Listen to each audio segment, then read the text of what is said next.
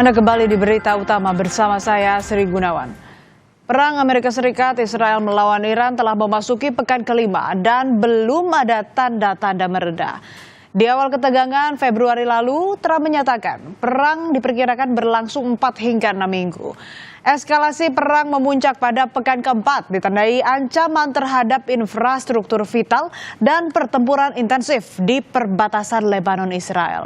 Kini, Amerika Serikat sesumbar telah melumpuhkan kekuatan militer Iran melalui operasi Epic Fury, meski kenyataannya Iran terus melawan.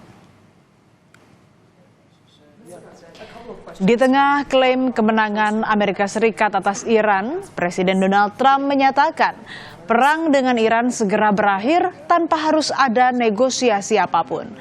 Trump sesumbar misi utama untuk memastikan Iran tak punya senjata nuklir telah tercapai. Trump mengumumkan akan menarik pasukan dari Iran dalam 2 hingga 3 minggu ke depan. Trump juga bilang tidak bertanggung jawab atas keamanan Selat Hormuz sehingga itu menjadi tanggung jawab masing-masing negara yang melewati selat itu.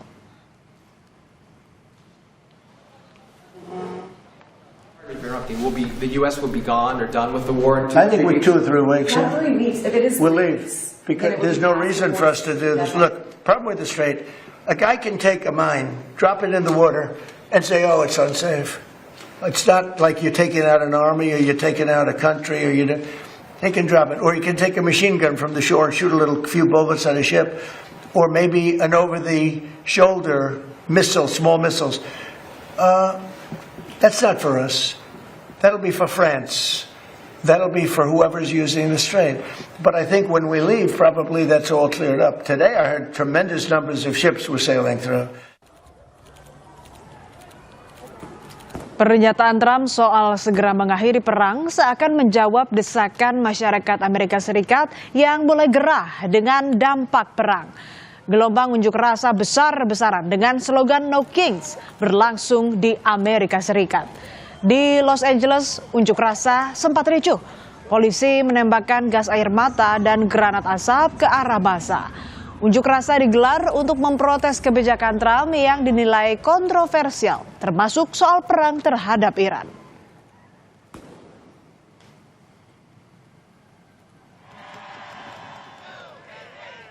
Di Washington, demonstran turun ke jalan melewati Monumen Lincoln dan menuju National Mall.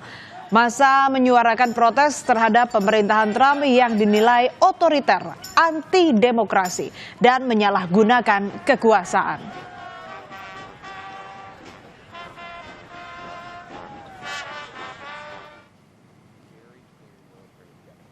Di tengah gelombang protes terhadap dirinya, Trump juga mengklaim Iran sedang dihancurkan lebih cepat.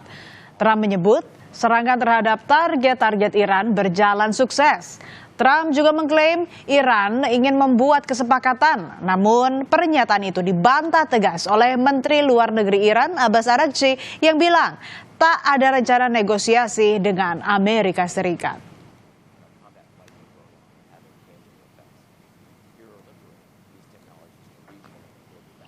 Sebelumnya, saudara, Trump juga melontarkan pernyataan yang menyebut telah terjadi perubahan rezim di Iran. Trump menyebut sejumlah petinggi Iran tewas dalam serangan Amerika Serikat Israel. Trump menambahkan pemimpin tertinggi Iran yang baru, Ayatollah Mojtaba Khamenei, kemungkinan terluka parah. But we've had regime change, if you look already, because the one regime was decimated, destroyed, they're all dead. The next regime is mostly dead. And the third regime, we're dealing with different people than anybody's dealt with before. It's a whole different group of people. Di tengah berbagai klaim yang dilontarkan Trump, Iran terus melancarkan serangan. Gelombang serangan ke-88 menghantam kapal kontainer milik Israel di perairan tengah Teluk Persia dan merusak 2 radar milik Amerika Serikat di Kuwait lewat serangan drone. Rudal Iran juga menyasar kilang minyak terbesar Israel di Haifa. Sebagian kilang minyak Bazan terbakar dengan kepulan asap membumbung tinggi.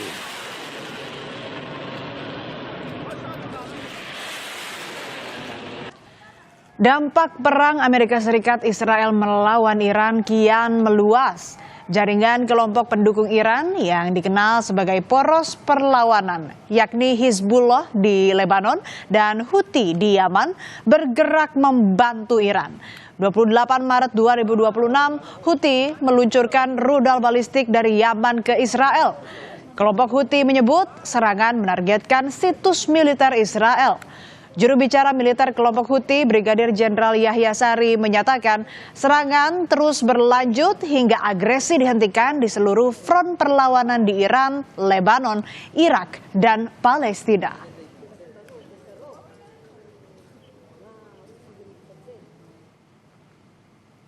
Sebelumnya, saudara, kelompok Hizbullah Lebanon juga terjun membantu Iran.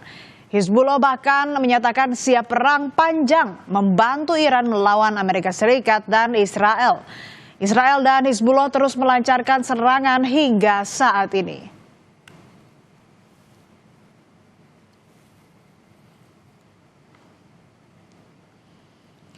Eskalasi perang pertempuran di perbatasan selatan Lebanon Palestina yang diduduki Israel kian memanas, saudara.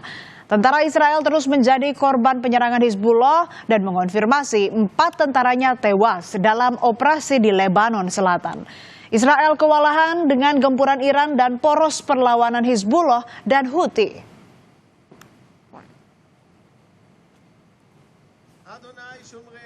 Ini adalah pemakaman salah satu tentara Israel yang tewas akibat tembakan Hizbullah pada Senin waktu setempat.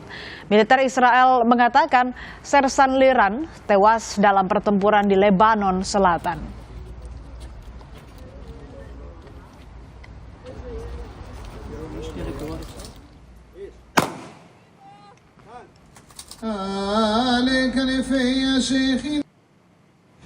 Iran sudah pasang ancang-ancang jika Amerika Serikat melakukan serangan darat. Juru bicara Komando Gabungan, Letnan Kolonel Ibrahim Zolfagari bilang, pasukan Iran siap menghadapi serangan darat Amerika Serikat. Ia menambahkan, serangan Amerika Serikat tidak akan menghasilkan apa-apa. ثابت کرده تنها زبانی که میشناسد زبان زور است.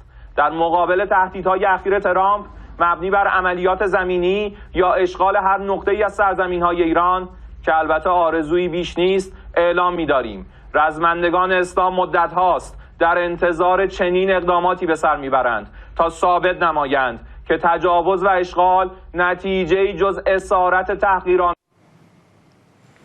Presiden Amerika Serikat Donald Trump sebelumnya mengancam akan merebut minyak Iran.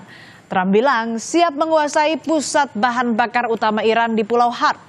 Ancaman itu mengemuka di tengah rencana Trump melakukan invasi darat ke Iran. Trump optimis merebut Pulau Harp dan menguasai nyawa energi Iran. Trump bilang pasukan Amerika Serikat kemungkinan akan berpatroli dalam jangka waktu yang panjang di sekitar Pulau Harp.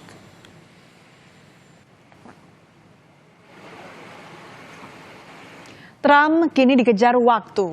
Di satu sisi, masyarakat Amerika Serikat dan dunia sudah geram dengan perang Timur Tengah yang berdampak pada ketidakpastian ekonomi global.